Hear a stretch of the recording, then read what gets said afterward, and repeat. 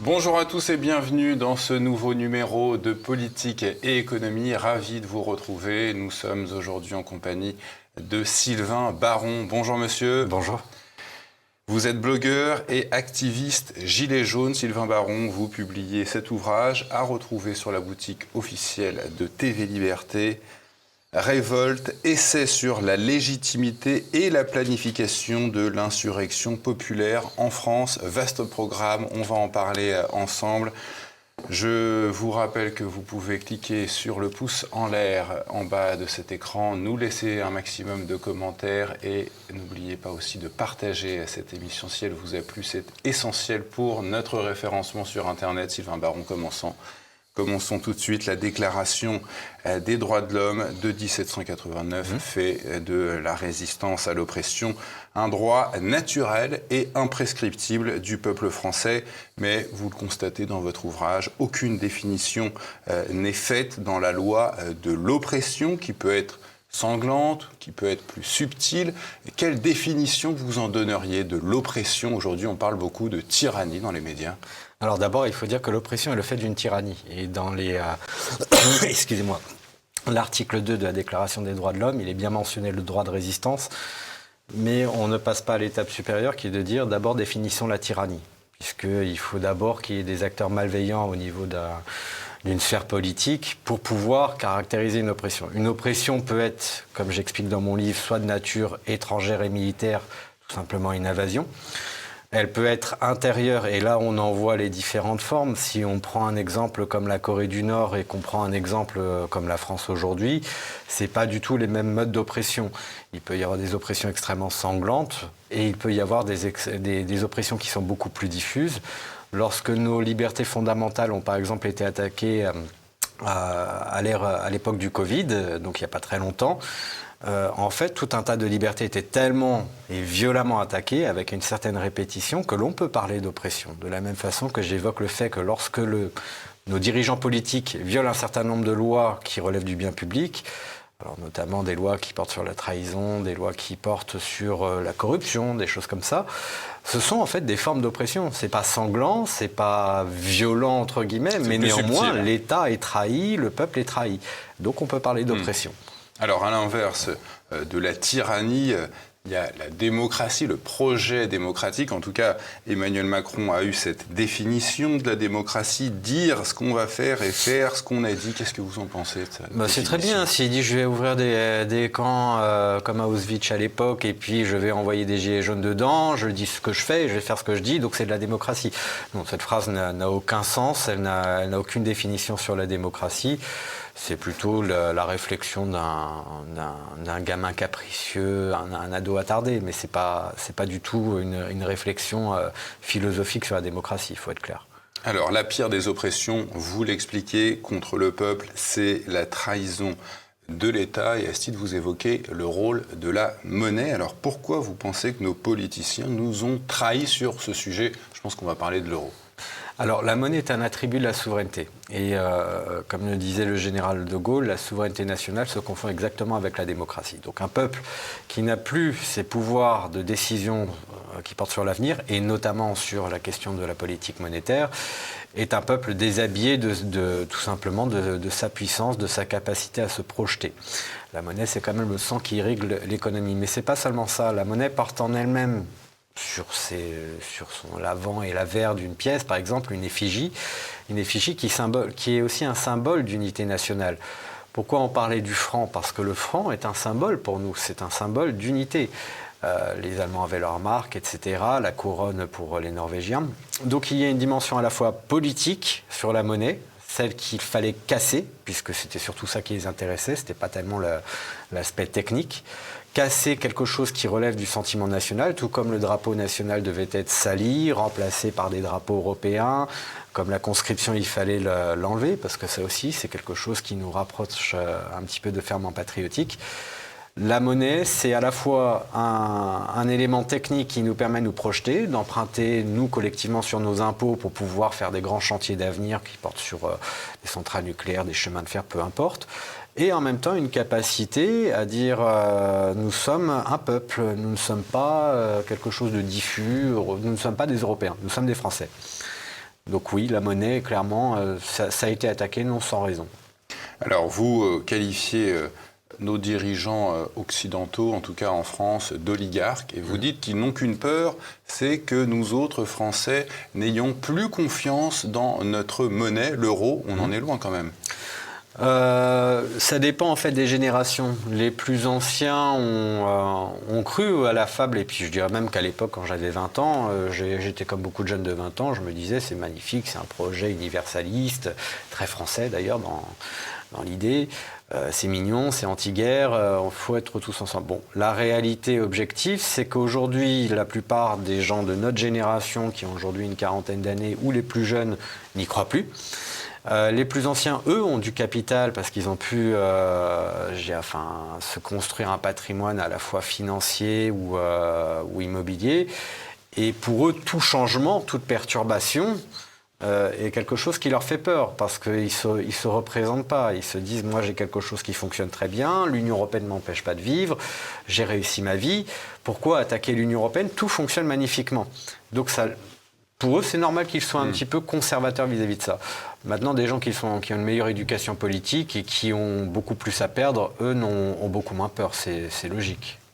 Alors, une autre forme de trahison de nos dirigeants que vous évoquez, elle est fondamentale, vous consacrez beaucoup de pages sur ce sujet, c'est le crime d'intelligence avec des puissances étrangères. Et sur TV Liberté, on en a beaucoup parlé à l'époque. C'est la vente d'Alstom Énergie à General Electric. Ça a été fait sous François Hollande, à l'époque où Emmanuel Macron était secrétaire général adjoint de l'Élysée. Il avait visiblement la main sur le dossier, puisque M. Montebourg, qui était à Bercy, avait monté une cellule pour défendre cette entreprise, mais finalement, elle a été cédée. Est-ce que vous pouvez nous dire en quoi c'est de l'intelligence avec des puissances étrangères ? D'abord, elle est le fruit d'un chantage. Si on se souvient qu'il y avait eu un cadre d'Alstom qui avait été jeté en prison comme un malpropre, en fait, c'était une façon de créer une forme de chantage. Ni Alstom d'ailleurs, ni l'État français n'avaient fait quoi que ce soit pour défendre sa cause, alors que là, c'était quand même un Français sur un territoire étranger qui méritait d'être protégé par nos services, on va dire. Et tout ça pour pouvoir... faire pression afin d'accaparer. Ce qui les intéresse, les Américains, c'est pas... Enfin, je veux dire, Alstom en soi, ils s'en fichent. Ce qui les intéresse, ce sont les brevets qu'il y a chez Alstom, notamment pour la turbine Arabelle et d'autres turbines. Tout ce qui est de l'ordre du militaire, nous affaiblir sur le plan de la technologie militaire, c'est très important pour eux, de la même façon qu'avoir le portefeuille client, ils le prennent. Bon, là, c'est une industrie stratégique, de la même façon qu'un certain nombre d'industries qui fabriquent des armements, des munitions, qui nous fournissent de l'énergie, de l'eau, enfin des choses comme ça, ce sont des entreprises extrêmement stratégiques. Si nous les perdons, pour pouvoir reconstruire ça, refaire s'assurer d'avoir à la fois des compétences et puis les machines pour pouvoir relancer tout ça, c'est très long. Et on se met dans une situation de vulnérabilité. Dès lors qu'il y a un chantage qui est très clairement visible, avec le département de justice qui attaque, dès lors que l'on voit qu'il y a des manœuvres qui ne sont pas nouvelles en plus contre la France, de guerre économique de la part des États-Unis, n'importe quel homme d'État sincère, même pas quelqu'un qui aurait l'envergure de Gaulle, mais simplement quelqu'un qui défend les intérêts de l'État, aurait vu le loup et aurait dit stop, on arrête là, on calme le jeu. C'est pas du tout ce qui s'est passé, au contraire, beaucoup de soupçons laissent à penser que l'élection de Macron a été quelque part le fruit d'un pacte de corruption. Olivier Marleix en avait parlé dans un livre, on l'avait reçu d'ailleurs à cette occasion, et on s'était rendu compte que les intermédiaires dans cette opération avaient, à la suite de cette affaire, financé la campagne d'Emmanuel Macron en 2017. Mais cette affaire n'est pas isolée, il y avait eu également la vente des navires Mistral à la Russie, interdite à la France par les États-Unis. À l'époque, c'était, je crois, le président Obama. Donc voilà. Et qui disait lui-même, il y avait eu un article de Monde que j'avais déterré pour la rédaction de mon bouquin, où il précisait qu'il était tout à fait conscient que, en termes d'emploi, en termes de stratégie, enfin de questions de souveraineté, que les États-Unis, normalement, devraient comprendre que ça n'arrangeait pas nos intérêts nationaux. Donc du point de vue de l'extérieur, ils en étaient conscients. Les seuls qui n'en étaient pas conscients, c'était ceux qui géraient le pays. Donc en soi, si à l'extérieur ils sont capables de comprendre ce que sont nos intérêts stratégiques et qu'à l'intérieur ceux qui nous dirigent ne le comprennent pas, comment ne pas dire que ce ne sont pas des traîtres? Ces gens-là sont des traîtres. Autre cas de trahison que vous évoquez, la livraison de données à une puissance étrangère. Pourquoi aucune sanction n'a été prise contre les États-Unis? À l'époque où la presse en avait parlé, on s'était rendu compte que les États-Unis espionnaient les téléphones portables de plusieurs dirigeants. C'était le cas de Chirac, de Sarkozy, de Hollande, via la NSA. L'Élysée, sous Hollande, avait parlé simplement de mise au point, aucune sanction. Tout simplement parce qu'ils veulent garder la face. Ils se savent tout à fait asservis et c'est assumé. Je veux dire, c'est des néo-vichistes. Sauf qu'aujourd'hui, la puissance de tutelle n'est plus l'Allemagne. C'est plus une question d'occupation militaire. La puissance de tutelle, ce sont les États-Unis et leurs larbins. Clairement, ce sont les collabos, ce sont ceux qui nous dirigent. Donc il faut à chaque fois constamment garder la face. Dès que les États-Unis nous attaquent, là, la dernière attaque finalement contre nos intérêts nationaux, ça a été celle de la démolition de Nord Stream. La France a investi 1 milliard d'euros par Total. Donc c'est une attaque contre les infrastructures, l'intégrité territoriale de la France, c'est une agression militaire. Mais encore une fois, on se couche. On cherche à garder la face, dire « Oh, c'est pas bien, on va faire une petite commission d'enquête, on va en reparler pour voir si on peut éviter ça la prochaine fois. » Mais surtout, on n'agit pas. Il est hors de question d'agir et on va glisser ça sous le tapis. Je veux dire, des gens normaux sont virulents, réagissent réellement. Des gens qui sont asservis ont tout à fait ce type de comportement. Ce n'est qu'une question de garder la face. Et cette opération s'appelait le programme Lustre. C'était un échange de données en réalité entre la DGSE, dont donc notre service de renseignement extérieur, et la NSA.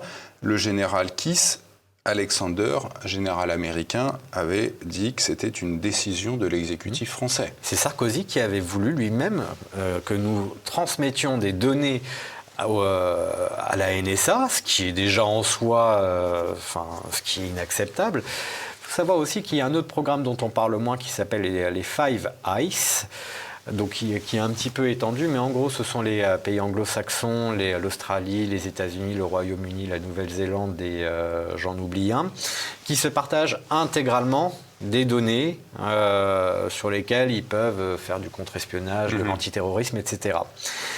Et donc ces données-là, nous en donnons, mais nous ne recevons pas la même quantité de données. C'est-à-dire que se partage tout, pas de mais réciprocité. Voilà, il n'y a pas de réciprocité. Donc on voit bien en fait que la France ne fait pas partie en fait des États qui ont une réelle collaboration de renseignement avec les États-Unis et d'autres pays anglo-saxons. Nous ne sommes qu'un pays dominé qui est là pour livrer une partie des données, et si on est gentil, on aura peut-être le droit à quelques informations qui pourraient nous être utiles. Vous tapez aussi très sévèrement sur les 3 derniers présidents, Sarkozy, Hollande et Macron. L'actuel concernant les guerres qu'ils ont lancées ou qu'ils ont poursuivies, à savoir la Libye, la Syrie, vous les qualifiez carrément de crimes contre l'humanité. Oui. En fait, il y a alors la Syrie, c'est un peu particulier parce que c'est une déstabilisation où on a soutenu des terroristes sur place, donc on pourrait assimiler ça à du soutien du terrorisme. Et on peut difficilement appeler ça une guerre parce que c'est une guerre par procuration. On n'y était vraiment pas. La guerre de Libye, par contre, est réellement une guerre d'agression au sens de l'article 8 des statuts de Rome, dont on parle beaucoup en ce moment à l'occasion du conflit russo-ukrainien, alors que ces pays n'ont pas du tout ratifié ces statuts. La France les a ratifiés. Donc déjà, à la base, quand on a été plusieurs à envoyer à la Cour pénale internationale un courrier contre Sarkozy pour dire, voilà, poursuivez ce type-là, agresse la Libye qui ne nous a strictement rien fait, va déstabiliser un pays, il y aura forcément des conséquences, et là on les voit, mais il était logiquement... Et on pouvait le poursuivre de par les statuts que nous avions ratifiés. Ça n'a pas été le cas. Il y a une autre loi qu'on peut encore saisir au niveau national, qui est le crime contre l'humanité. Puisque le crime contre l'humanité, on en a souvent la vision génocide et très accentuée sur la question ethnique ou religieuse, alors qu'en réalité c'est beaucoup plus large. Le simple fait de s'attaquer à une fraction d'un corps national, qui peut être une armée, en fait relève du crime de l'humanité. Donc pour nous, en France, une guerre illégale, ça relève du crime contre l'humanité. On a 2 possibilités juridiques de s'y attaquer.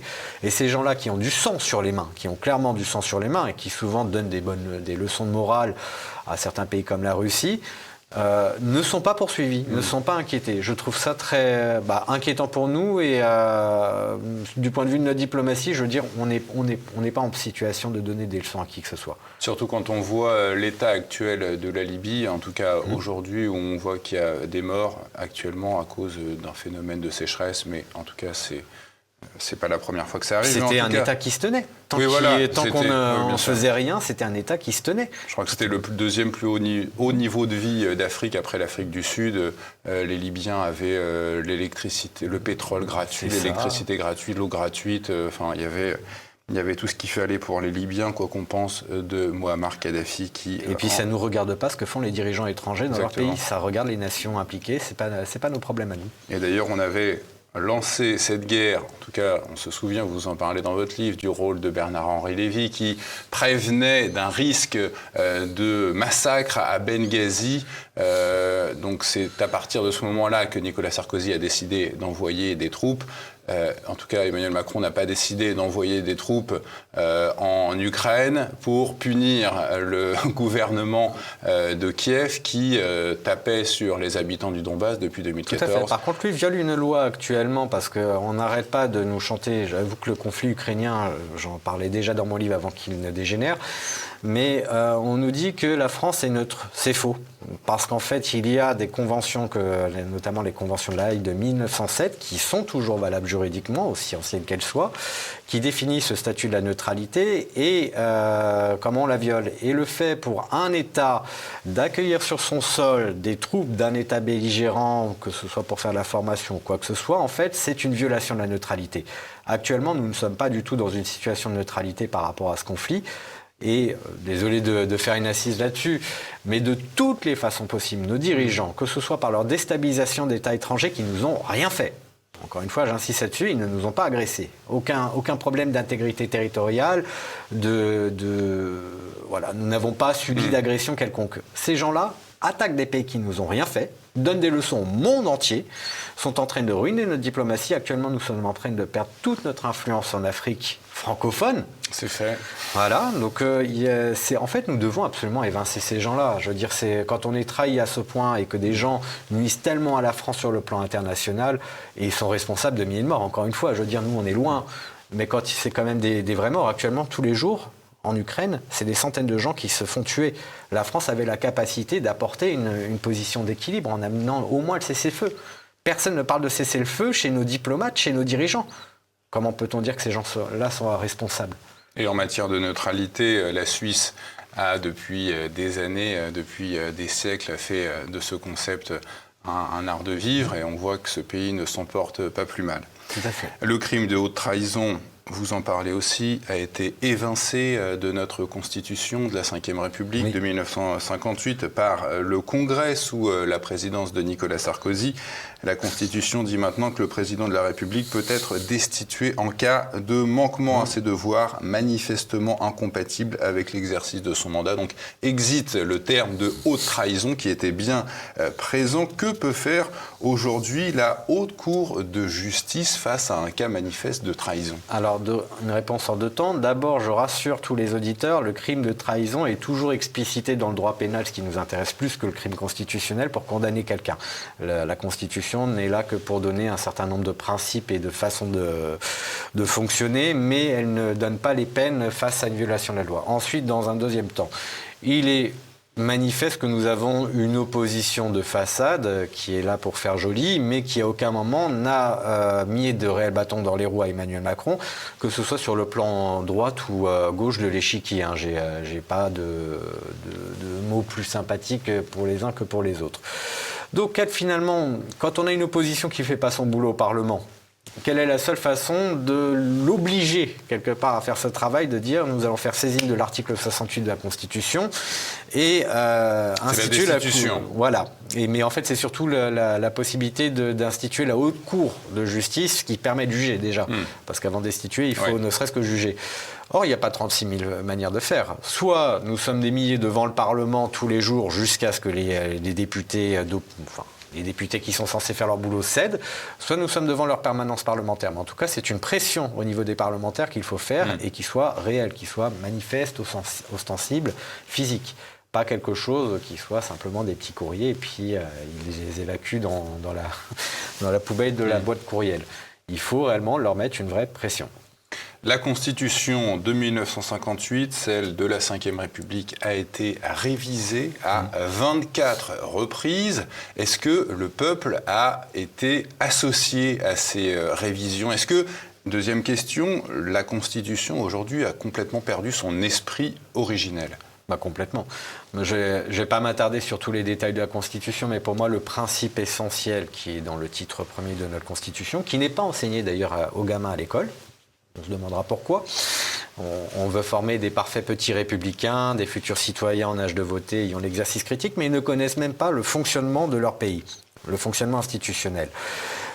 Le principe de souveraineté et d'indépendance nationale est le premier, c'est le pilier, et depuis toute notre histoire philosophico-juridique, depuis la Révolution française, et même bien avant, si on remonte jusqu'à... je préfère pas citer le nom, j'ai son nom de famille, mais M. Baudin, mais j'ai plus son... Ça me reviendra. Enfin, la question de la laïcité, de la souveraineté, de l'indépendance, de l'état politique, tout ça, c'est des choses qui remontent à très loin dans notre histoire, que nous avons sanctuarisées dans notre Constitution, avec tout un tas de textes qui nous expliquent que dès lors que la souveraineté et l'indépendance sont aliénées d'une façon ou d'une autre, il y a nécessairement une trahison, il y a une volonté d'empêcher le peuple d'exister. Or, quand on nous maintient de façon forcée dans l'Union européenne, que les référendums qui sont réputés décisionnels en France par le Conseil constitutionnel lui-même sont violés. Là, actuellement, on nous parle aussi d'ailleurs de référendum consultatif, je ne sais plus comment a été la formulation, mais ça n'existe pas en France, le référendum consultatif. Il n'y a que des référendums décisionnels. Tout l'esprit, en fait, qui donnait par la souveraineté au peuple, ne serait-ce que par procuration, en considérant que sa représentation était censée l'exercer à son propre profit, tout ça a été aboli. Donc cette Constitution n'a ni queue ni tête, et on doit la réécrire, je pense. On en vient au droit de résistance à l'oppression. Elle est reconnue par la Constitution, en tout cas dans son préambule, puisque les droits de l'homme de 1789 font partie du bloc de constitutionnalité français. Quelles sont les limites de ce droit de résistance à l'oppression ? Alors en fait, c'est très difficile. Quand j'ai commencé mes travaux, c'est d'abord un essai qui porte réellement sur la question philosophique, juridique, l'histoire du droit de résistance. J'ai constaté que les juristes qui s'y étaient intéressés, d'abord reconnaissaient tous que l'on pensait le droit de résistance comme nécessairement violent. Donc il y a bien une logique de dire un peuple peut résister par la violence. Néanmoins, il y a quand même eu des réflexions plus abouties. Il faut savoir que seul le continent européen a réellement théorisé la question du droit de résistance. Partout dans le monde, à part dans les textes internationaux, on n'en retrouvera rien, et pratiquement rien aux États-Unis. Ce droit de résistance, du point de vue des Allemands, est assez intéressant, puisque dans l'article 20 de leur loi fondamentale, donc leur constitution, eux considèrent que, grosso modo, le peuple qui doit d'abord saisir tous les moyens légaux pour pouvoir gérer un problème politique manifeste. Et si ces moyens légaux n'ont pas suffi, dans ce cas-là, il peut résister par la violence. Les Grecs ont une autre façon de voir qui est assez intéressante. Ils parlent tout de suite de recours à la violence, mais surtout ils associent le droit de résistance au patriotisme du peuple hellène. Donc toutes ces formulations mises bout à bout laissent à entendre que le droit de résistance est d'abord un peuple qui résiste contre une tyrannie. Et dans l'idéal, on essaye d'abord d'utiliser tous les moyens légaux qui sont à notre disposition et on monte en pression, puissance, on va dire, en fonction de ce qui nous oppose. En tout cas, la Convention européenne des droits de l'homme, qui a une réelle portée juridique, autorise les autorités publiques à faire usage d'armes létales en cas d'insurrection. Oui. Alors là, la difficulté... Insurrection violente. La difficulté est quand même compliquée parce que il est vrai que si vous avez des émeutes où les choses partent en pugilat, je prends des émeutes de banlieue où il n'y a pas du tout de volonté politique derrière, mais des magasins qui sont attaqués, des gens qui sont attaqués. Je veux dire, personne ne reprochera à des policiers d'avoir fait usage de leurs armes pour arrêter tout ça. Et donc je pense que c'était plus la logique, on va dire, du texte européen. Parce que paradoxalement, l'Union européenne est obligée de reconnaître les constitutions des États membres qui elles-mêmes reconnaissent le droit de résistance. Donc de façon très indirecte et par défaut, l'Union européenne est obligée de reconnaître le droit de résistance. Maintenant, il est vrai que les politiciens ne se sont pas foulés. Le moment où finalement ils auraient pu consacrer le droit de résistance, c'était lorsqu'ils avaient rédigé la charte de l'ONU. Et il y avait René Cassin, qui est le seul prix Nobel de la paix français que nous avons eu, qui était un juriste qui a beaucoup accompagné de Gaulle lors de la guerre, qui avait rédigé un avant-projet de loi sur le droit de résistance qui devait servir justement les textes fondamentaux de l'ONU, qui n'a pas été retenu. Et on ne s'en étonne pas, les dirigeants politiques n'ont pas vraiment envie qu'on consacre ce droit, mais n'empêche que c'était là où il y avait quelque chose à faire. Bon, ni l'Union européenne, pas plus que l'ONU, et puis c'est pas aujourd'hui les politiciens français qui reviendront sur la question. Et en tout cas, vous le dites, la Déclaration universelle des droits de l'homme de 1948 parle de ce droit droit de résistance, mais qui n'a pas de portée juridique. On comprend pourquoi. Et en tout cas, vous présentez, Sylvain Baron, comme un activiste pacifiste. Donc on va faire une pause et on verra dans une seconde partie tous les moyens que notre invité nous propose d'enclencher. On continue notre entretien avec notre invité Sylvain Baron. On s'en souvient, Sylvain Baron, le régime macronien a réprimé le mouvement des Gilets jaunes dans une violence certaine, mains arrachées, des yeux arrachés également. Michelle Bachelet, ancienne présidente du Chili, ancienne haut-commissaire des Nations Unies aux droits de l'homme, avait exigé une enquête à l'époque. Qu'en est-il aujourd'hui de cette enquête ? Je crois qu'on n'en a plus du tout entendu parler depuis. Il me semble que Michelle Bachelet avait au contraire été vilipendée par toute la Macronie, évidemment, parce que ça ne les intéressait pas que soudain la France soit pointée du doigt sur ses propres exactions vis-à-vis de son propre peuple. N'empêche que c'était tout à fait sincère. Il y avait eu beaucoup de démarches d'ailleurs de la part des Gilets jaunes vers l'ONU pour essayer d'alerter, de dire que ce qui se passait en France n'était pas bon. Et non, on se prétend aujourd'hui toujours comme le temple de la démocratie, alors qu'on a bien prouvé que voilà, dès que les gueux se révoltent, c'est comme ça qu'ils nous regardent, les sans-dents, les gens qui ne sont rien. J'ai passé toutes leurs petites phrases pour nous qualifier. Mais dès qu'on se révolte, il faut nous réprimer de toutes les façons. On peut, pour les formes, faire des pseudo-cahiers de doléances, mais qui seront tout de suite jetés quelque part au fond des archives et on n'en reparlera plus. Donc oui, c'est juste une illustration que M. Macron a une façon de considérer les choses qui est très loin de celle d'un démocrate. Ça n'en est pas un. D'ailleurs, son mandat est usurpé. Depuis ces violences contre les Gilets jaunes et les confinements, on constate une forme d'apathie dans la société française, alors que la situation ne cesse de s'aggraver avec cette guerre entre la Russie et l'Ukraine qui a provoqué une inflation dont on voit qu'elle ne s'arrêtera pas de sitôt. Qu'est-ce qui pourrait faire admettre aux Français aujourd'hui, selon vous, la nécessité de stopper la situation dans laquelle on nous plonge? Alors quand le mouvement des Gilets jaunes a débuté, je vivais dans les campagnes, donc en province, et le mouvement a été clairement un mouvement issu du milieu rural. Pourquoi ? Parce qu'à l'époque, ce qui a été le premier effet déclencheur, c'était la montée des prix des carburants. Or, dans les campagnes, on est totalement dépendant des véhicules. On n'a pas de transport en commun comme dans les grandes métropoles. C'est pas aussi simple que ça. Donc, tout coûte beaucoup plus cher. Et dans les campagnes, on est beaucoup plus spontané aussi. On n'a pas forcément besoin d'une grande éducation politique pour réagir. Donc, il est fort probable qu'avec la montée du prix de l'énergie, l'inflation des prix de façon générale, c'est ce qu'on appelle la révolte des frigos, ça repartira. Le problème de révolte des frigos, c'est qu'elle n'est pas assez politique, elle n'est pas assez cadrée, elle n'est pas orientée, elle n'est pas managée, et elle finit toujours par faire chou blanc. Donc c'est le premier problème. Il y a ensuite les gens qui ont une éducation politique et qui sont partout en France. Les Gilets jaunes ont fait grossir nos rangs, de la même façon que les soignants qui ont été suspendus, et puis d'autres encore plus avant, plus après. Il y a beaucoup de gens qui se battent. J'en fais partie, je connais tous ces réseaux militants. Leur problème à eux, c'est plutôt de réussir à travailler en synergie et d'être un petit peu moins dans les querelles de personnes, parce que malheureusement, c'est comme dans toutes les communautés, que peu importe de quoi on parle, les gens ont tendance à se chicaner pour rien et ne pas savoir, surtout quand on fait du bénévolat. C'est notre grosse difficulté.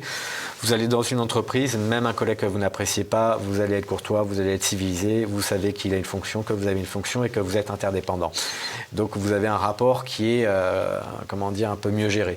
Quand vous êtes avec des bénévoles qui sont totalement en roue libre, qui font ce qu'ils veulent et qu'il n'y a pas de structure qui permet de les unifier, c'est très très difficile de les amener sur un même chemin. Et surtout, c'est ce que je regrette le plus, et c'est pour ça que j'ai écrit ce livre-là, c'était de leur faire comprendre qu'il y a un cheminement tactique et stratégique à avoir. Si on fait une révolution, c'est qu'on veut renverser l'establishment politique de son pays. C'est ça une révolution, c'est pas autre chose. C'est pas on va réclamer à l'establishment politique de notre pays d'être un peu plus sympa, de faire des mesures un peu plus sociales. Mais on dit non, en fait, nos problèmes, c'est à cause de vous, on vous éjecte, on va vous renverser. Et à partir de là, on pourra régler nos problèmes. Et pour ça, il y a quand même toute une démarche intellectuelle et militante particulière à mener. Et ça, malheureusement, je le perçois quand même dans beaucoup de mes camarades, dans les discussions que je peux avoir avec eux, cette réflexion intellectuelle, pratique, stratégique, tactique, je sais pas, militaire quasiment, n'existe pas. Et c'est toute la difficulté, parce que si on l'avait un petit peu en commun, si on comprenait mieux les institutions, leurs points névralgiques, là où on peut avoir un effet, nous irions beaucoup plus vite. Alors par exemple, moi je continue, je le défends dans mon livre, mais on le fait depuis des années, nous manifestons devant les médias tous les mois. Et en fait, si on était des milliers tous les mois, voire tous les jours devant les médias, on se doute bien que leur propagande comme leur censure ne pourrait plus se faire. Ça serait impossible, tout simplement parce que nous aurions des journalistes apeurés qui, lorsqu'ils verraient, ils vont boire leur café, fumer leurs cigarettes en bas de leurs locaux, comme n'importe quel salarié, voient des milliers de perdus qui leur sont plutôt hostiles, qui leur disent maintenant on en a gros, très clairement. Bon, ces gens-là vont se sentir très mal à l'aise à l'idée de continuer ce qu'ils font.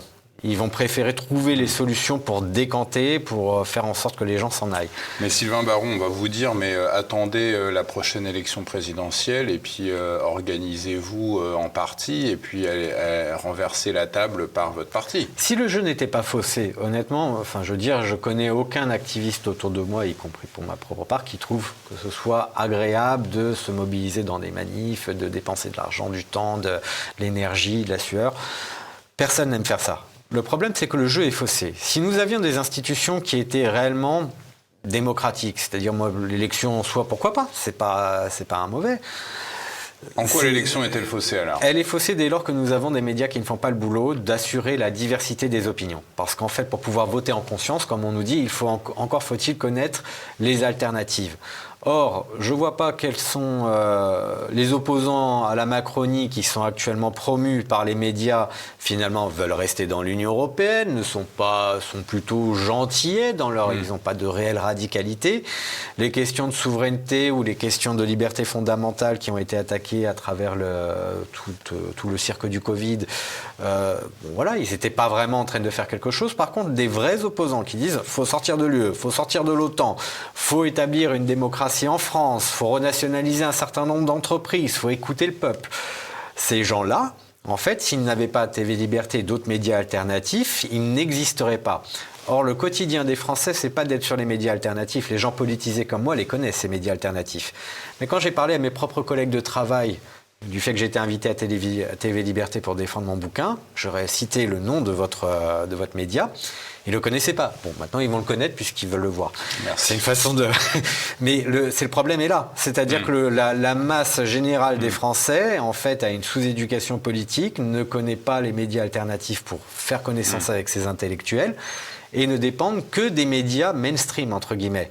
Et comme ces médias-là, y compris publics, ce qu'on paye avec nos impôts, ne jouent pas le jeu de la diversité des opinions, de la diversité des messagers politiques, eh bien en fait, ce sont des élections totalement usurpées. Et puis il y a tout un nombre également, Sylvain Baron, de fractures idéologiques qui divisent le pays. On voit que l'opposition n'est pas du tout unie. Il y a la NUPES d'un côté, il y a le RN de l'autre. Donc en fait, comment amener ces Français qui sont dans une forme de souffrance à s'unir et à apprendre à résister ? Alors les Français en eux-mêmes, pour la masse du peuple, je pense qu'il n'y a pas trop de difficulté à les unifier parce que moi je l'ai vu à travers des Gilets jaunes, pour le coup il y avait de tout, vraiment de tout. Et les fractures c'est dans les partis, c'est les élus. Mais le problème c'est que les partis c'est comme les religions, ce sont des sectes. Faut être clair, les comportements que l'on va retrouver au sein de ces structures-là sont réellement des phénomènes sectaires avec des gens qui disent « moi j'ai mon Jésus-Christ, il s'appelle Mélenchon ou Marine Le Pen ou Asselineau » ce que vous voulez. J'ai ma petite Bible, c'est le programme de mon parti, et si tu n'es pas dans mon parti, c'était forcément un méchant. Bon, c'est ridicule face à des intérêts nationaux qui nous concernent tous, face à un frigo que tout le monde doit remplir, et face en plus à des gens qui eux-mêmes n'auront aucune chance d'accéder à un quelconque mandat. Ils soutiennent un parti sans se dire que de toute façon, ce n'est pas eux qui en profiteront d'une façon ou d'une autre. Donc ces gens ont des comportements qui sont sectaires. Je ne mise pas du tout sur les partis politiques ni les partisans parce qu'ils ne sont pas capables de travailler ensemble, ils ne sont même pas capables de s'engueuler. Je veux dire, si moi à la rigueur je voyais des gens d'extrême gauche s'engueuler avec des gens d'extrême droite, je me dirais tout va bien. Finalement, on est encore dans un dialogue, dans un échange et avec la possibilité de trouver finalement des points communs. Des points de convergence. Mais non, ces gens-là, en fait, ne veulent pas discuter. Et alors, si le parti n'est pas la solution, quelle serait la solution ? C'est une association apolitique ? Je pense déjà que la solution, c'est qu'il faut que les Français se révoltent concrètement, pour commencer. Et ensuite, comme il y a quand même besoin à un moment de... Même si on parvenait à renverser par le fait Emmanuel Macron et toute sa clique, il faut une continuité. Il ne faut pas laisser ça à l'oligarchie, qui dirait il y a du vide, il n'y a personne qui va dedans, donc on reprend. Il faut donc avoir des messagers politiques, il faut avoir une représentation politique. Moi, ce que je défends dans mon bouquin et même de façon plus générale, c'est le principe de désignation populaire. On pourrait l'appeler plébiscite. C'est une façon de dire nous avons des gens que nous apprécions parmi nos intellectuels, des gens qui ne revendiquent absolument pas le pouvoir. Je pourrais vous citer Étienne Chouard, je cite dans mon livre Jacques Sapir, je cite bien d'autres personnalités, mais... Voilà, vous parlez d'une désignation populaire comme mode d'investiture des membres d'un gouvernement de l'ombre, d'un shadow cabinet, comme on peut en voir un en Angleterre, avec une sorte de cabinet de l'ombre prêt à accéder aux affaires. Donc en fait, il faudrait déjà commencer par former un gouvernement de l'ombre. Comment est-ce qu'on y arriverait à cela ? Alors en fait, tout l'enjeu, c'est que les gens qui ont déjà une éducation politique, puisqu'on ne va pas demander aux Français moyens qui ne connaissent pas toute l'intelligentsia française, il faut commencer d'abord par ceux qui la connaissent, doivent au moins, comment dire, moi je parle d'un site internet, il y a déjà quelque chose qui est en construction mais que nous allons améliorer. Dire voilà, je vous présente tel intellectuel que j'aime bien, vous ne connaissez pas, allez le découvrir, et il a fait une conférence sur YouTube, allez voir. Bon. Il y a la phase déjà de découverte, de nous-mêmes nous renseigner sur notre intelligentsia. La deuxième qui est de dire, bon, cette personne n'a rien demandé, mais moi je vote pour elle sur ce site internet parce que je le veux à tel ministère. C'est même pas par rapport à un chef d'État, c'est dire d'abord dans quel ministère cette personne est adaptée.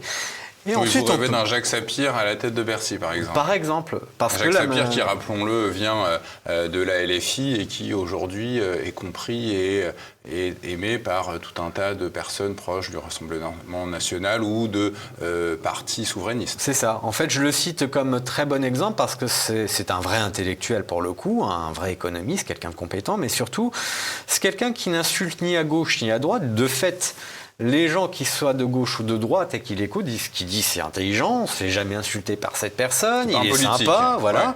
Ouais. Il ne demande pas le pouvoir, donc tout le monde l'écoute avec attention. Donc dans ces cas-là, quand on sait que des gens qui à la base sont censés se chamailler en permanence arrivent à se mettre d'accord sur certaines personnalités, bah, c'est peut-être ces personnalités dont on a besoin pour reprendre la main. Alors vous êtes allé un petit peu loin dans le processus parce qu'il y a des solutions que vous proposez. En tout cas, il y a ce que vous appelez la provocation d'un bank run, d'une panique bancaire. Vous proposez vous envisagez le cas où les Français pourraient retirer leur argent, en tout cas un maximum d'argent en cash de leur compte en banque, mais cela déboucherait sur déjà une faillite bancaire et puis sur une hyperinflation. Est-ce que vous pensez que les Français y seraient prêts à ce sacrifice? Hyperinflation, je ne sais pas, parce que ça dépend aussi du contrôle que ferait le gouvernement. Je veux dire, face à un tel cas, je ne parle pas de notre aide, parce qu'on est habitué à ce qu'ils fassent l'inverse de ce qu'il faut.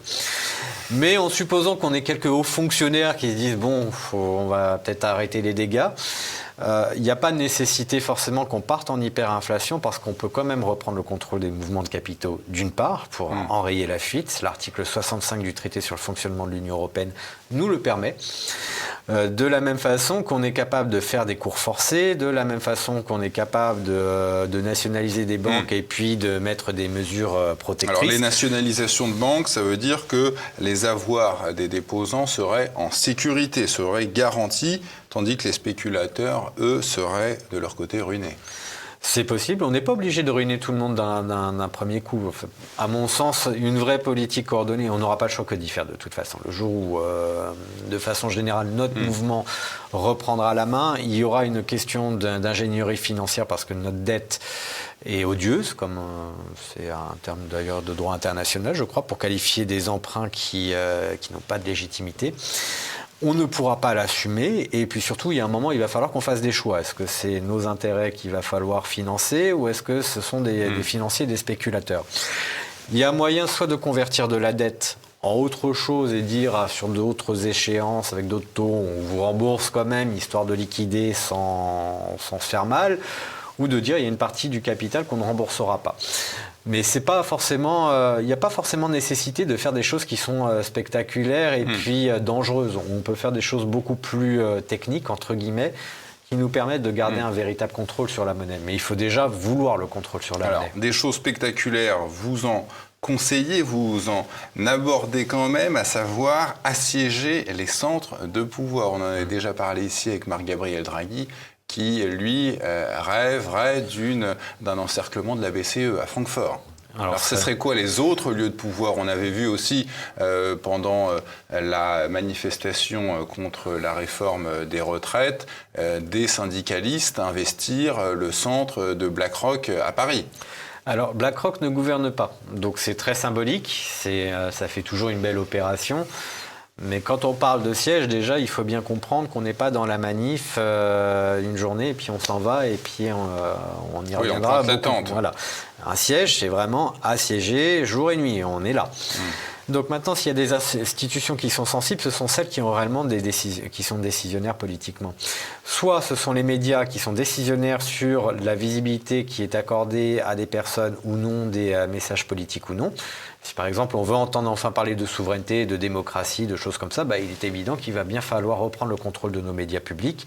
Et ça, non pas par de la violence ou envahir les locaux d'un coup, mais simplement parce qu'on est tellement nombreux devant leurs locaux et tous les jours, que je ne vois pas comment psychologiquement des gens qui sont en plus très veuls, très germanopratins, puissent soutenir cette charge émotionnelle. Ils auront besoin de s'en libérer, de se dire les gens évacuent parce qu'on a réussi à s'accorder avec eux. Il y a donc les médias, qui est le premier pilier, les médias mainstream, et d'ailleurs les militaires, c'est ce qu'ils font. Quand ils font un putsch dans un pays, ils commencent d'abord par prendre le contrôle des médias, c'est logique, c'est cohérent. Et le deuxième pilier, c'est tout simplement le Parlement, parce qu'en général, on proclame sa légitimité politique lors d'une insurrection quand on a pris le contrôle du Parlement en faisant les grands discours, en disant, vous voyez, ils étaient méchants, nous on est gentils, on arrive, on est sauveurs. C'est ce qui s'est passé en 1789. Exactement, mais même bien après, dans d'autres pays. Sur les médias, je vais quand même y rester un petit peu, parce que pour moi, c'est aujourd'hui, dans notre temps contemporain, vraiment l'institution centrale. Je voudrais juste donner un petit exemple relativement contemporain. En 1989, lorsque Ceausescu a été renversé, les révolutionnaires n'ont pas été devant BlackRock ou une banque ou une place publique inutile. Ils ont envahi immédiatement la télévision publique nationale parce qu'il fallait faire le réquisitoire de Ceausescu pour dire c'est un affreux, il faut absolument l'évincer, et en même temps proposer l'alternative, dire voilà, nous avons des gens à proposer, nous sommes prêts. Donc c'est là où on doit exister d'abord en premier. Et alors, le soutien des armées est essentiel. Et là, vous dites, il faut aller à la rencontre des militaires et même, alors là, vous allez loin, les assiéger symboliquement. Alors, vous voyez des Français assiéger des bases militaires françaises? Oui, nous on l'a fait à plusieurs reprises avec des camarades. Pour mon propre exemple, mais je sais que c'est pas le seul dont je pourrais parler, d'autres l'ont fait. On a été à la base de Neuvy-Payou dans l'Indre. Il y a eu une petite campagne médiatique de celle-là, où on a chanté la Marseillaise, on a remis une lettre au chef de corps symboliquement pour lui expliquer que ça allait pas, qu'on avait besoin quelque part que l'armée soutienne le peuple. Ça, c'est assez politique, assez symbolique. Mais c'est une façon de faire voir aux militaires que le peuple se sent toujours lié à eux. D'ailleurs, les enquêtes du Cevipof témoignent que tout ce qui est corps régalien sont des institutions. Les Français y sont attachés. Voilà, tout à fait. Beaucoup plus que les partis politiques, les syndicats ou les journalistes. Donc on voit qu'il y a vraiment de... Oui, c'est vraiment des gens du peuple. Voilà. Et puis de façon plus concrète, en fait, il n'y a pas une seule révolution, on va dire, sur les 2 derniers siècles qu'on ait pu examiner, où il n'y a pas eu une participation soit passive, soit proactive des armées, parce qu'en fait, c'est elles qui reconnaissent l'autorité politique de quelqu'un. Il y a un moment, si je prends la révolution tunisienne, qui est un cas d'école assez intéressant, c'est un pays qui nous ressemble institutionnellement, moderne, c'était à l'époque où Internet existait déjà, bon, quelque chose qui est très similaire à la France, avec une population éduquée. Ben Ali est contesté. Tant que pendant un certain temps ça monte en pression, à un moment les militaires, dans une armée de conscription aussi, ça a beaucoup aidé, disent bon, pour rétablir l'ordre, parce que c'est souvent un petit peu le point de vue des militaires, c'est surtout que peu importe si le régime politique est bien ou pas bien, au moins qu'il y ait l'ordre, que les choses se passent bien. C'est le désordre. Les militaires veulent rétablir l'ordre. Alors si on leur dit, écoutez, c'est très simple, vous mettez dans un avion Ben Ali, vous l'envoyez quelque part, mais on ne veut plus le voir, et nous, on arrête de sortir dans les rues, les militaires ne sont pas bêtes. Ils vont dire, écoutez, vous n'avez aucune légitimité, vous n'avez plus d'autorité dans ce pays, prenez un avion, on vous assure votre sécurité, et puis nous, on va voir ce que dit la Constitution pour reprendre la main. Et d'ailleurs, notre Constitution nous permet de reprendre la main si on voulait évincer Emmanuel Macron. Certains observateurs, en tout cas, constatent qu'à l'époque de l'Euromaïdan en Ukraine, on parle souvent de coup d'État contre les autorités politiques en place à l'époque. On a vu des investisseurs, en tout cas l'État américain, investir massivement dans le soutien à cet Euromaïdan. Donc, outre le fait que les Français puissent être volontaires pour faire changer les choses, il faut quand même de l'argent. Oui. Alors malheureusement, on n'a pas de Georges Soros pour nous aider. On n'a pas un Georges Soros patriote. Non, mais par contre, je pense qu'on a quand même des généreux donateurs qui existent en France et qui ont une véritable réflexion patriotique, qui sont attachés à la France. Malheureusement, je pense que souvent, alors je vais pas faire des jugements sur là où il faut placer son argent quand on en a un peu. De toute façon, quand on donne à un média alternatif, à une cause quelconque, c'est toujours utile. Mais après, si on veut vraiment faire quelque chose qui ait de l'effet, il faut considérer que ceux qui sont en face, comme les Georges Soros, les États-Unis, lorsqu'ils ont leurs pions à financer, à aider, eux savent où mettre les moyens, savent qui cibler et savent quels sont les acteurs qui auront de l'effet. Les médias alternatifs n'ont qu'un effet très limité parce que souvent beaucoup de gens pensent qu'ils vont permettre par capillarité de faire en sorte que des considérations politiques imprègnent la population générale, mais c'est trop long, c'est beaucoup trop long. La majorité des consommateurs de contenus alternatifs sont déjà des gens politisés et qui connaissaient ces médias-là. Donc nous, on a besoin d'exister plus vite. C'est pour ça que je parle de la prise de contrôle des médias mainstream. Mais on a besoin aussi de généreux donateurs qui croient en ce qu'on fait, qui nous aident. Alors, si une phase de transition arrivait, vous prévoyez, et c'est logique, une gigantesque fuite des capitaux. Et là, je vous demanderai de répondre assez rapidement, puisqu'on arrive à la fin de cet entretien. Vous dites qu'il faudrait reprendre le contrôle de la Banque de France pour empêcher cette fuite des capitaux gigantesque. Pour moi, c'est plutôt dans l'après, quand on a vraiment le contrôle politique, où oui, il faut renationaliser la Banque de France intégralement, sortir de la BCE.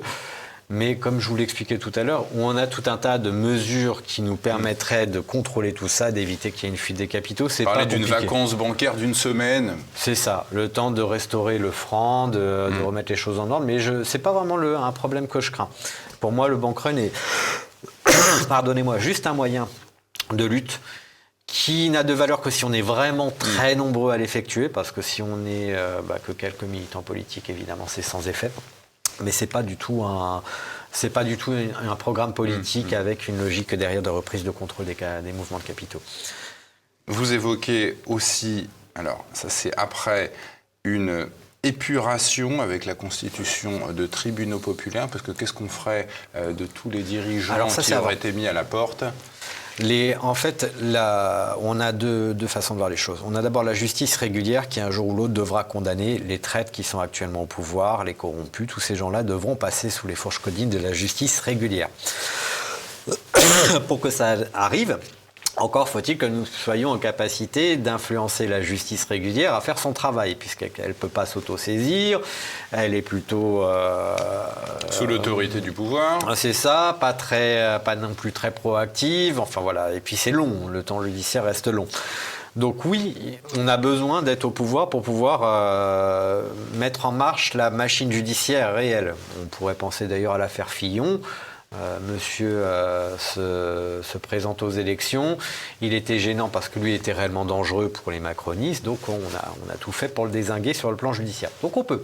Mais avant ça, comme la justice ne fait pas son travail et que nous, on a besoin de désacraliser la légitimité d'Emmanuel Macron en l'occurrence, mais n'importe quel chef d'État qui nous trahit, c'est de faire son procès public dans les formes comme on aurait dans un vrai tribunal. Mais simplement, on le fait publiquement sous la forme d'une pièce de théâtre. Et d'ailleurs, j'appelle à ce que des avocats, des anciens magistrats, peu importe, puissent venir nous aider à monter ces pièces de théâtre. On voudrait faire l'affaire Alstom, notamment, la décrire, l'expliquer aux Français, faire un peu de pédagogie, et en même temps laisser les spectateurs de cette pièce de théâtre, de ce procès, voilà, ils sont jurés. Et devant des caméras de télévision, un juré populaire qui dit oui, nous considérons que M. Macron est coupable de crimes de haute trahison tel qu'on nous l'a expliqué, il a eu une défense honnête, il a eu des réquisitions contre lui, eh bien ça fait mal. En termes de légitimité, c'est très puissant ce genre d'attaque.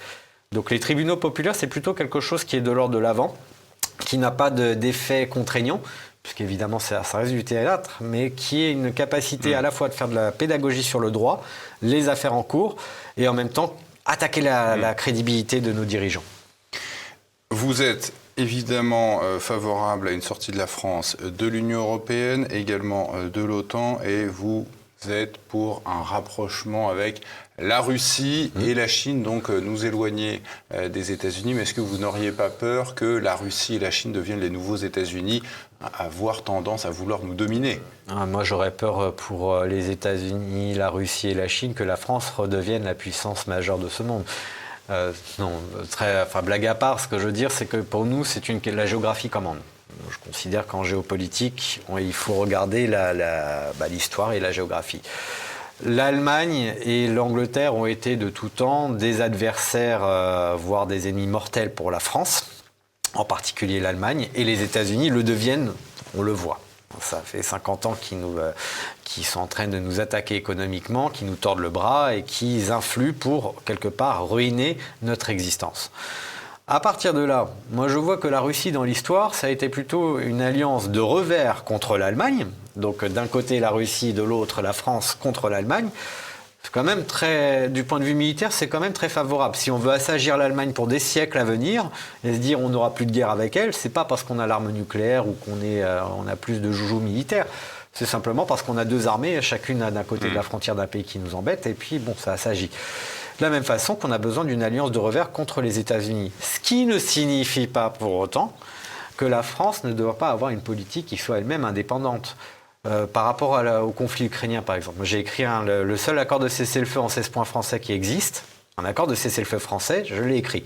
Je n'ai pas vu des diplomates français le faire, je n'ai pas vu des gens politisés en France le faire, j'en ai écrit un. Et dans ce cas-là, même si moi-même je peux revendiquer une certaine affinité pour la Russie et que je connais bien le contexte de ce conflit, néanmoins, en tant que Français, on est obligé de rappeler à la Russie qu'elle a aussi fait sa part d'erreur. Donc on peut être tout à fait indépendant et avoir des discussions franches avec ses amis. D'ailleurs, les vrais amis se disent les choses franchement.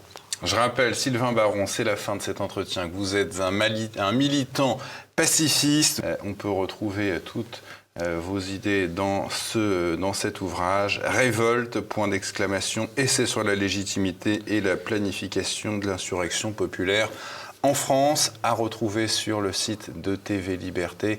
Merci à vous. Si vous m'autorisez un dernier appel, qui n'est pas pour moi, mais qui me paraît très important de soulever. Le 28 novembre prochain, à Épinal, à partir de 8h30, il va y avoir un procès sur des décrochages de drapeaux européens. Ce procès est très important et nous appelons à ce que des gens viennent non seulement soutenir financièrement pour les frais d'avocat, mais aussi se mobiliser, parce qu'il y a une QPC qui va être lancée, une question prioritaire de constitutionnalité, sur la légalité du drapeau européen sur le territoire français. C'est très important comme combat, c'est pas que symbolique, c'est très politique. Et j'invite tous vos téléspectateurs à venir nous aider et puis à venir chercher des informations supplémentaires à ce sujet. Merci Sylvain Baron, le message est passé. Merci à vous de nous avoir suivis. N'hésitez pas, je vous le répète, à nous laisser un pouce en l'air et à nous écrire un maximum de commentaires et à partager cette vidéo. Quant à nous, on se retrouve la semaine prochaine.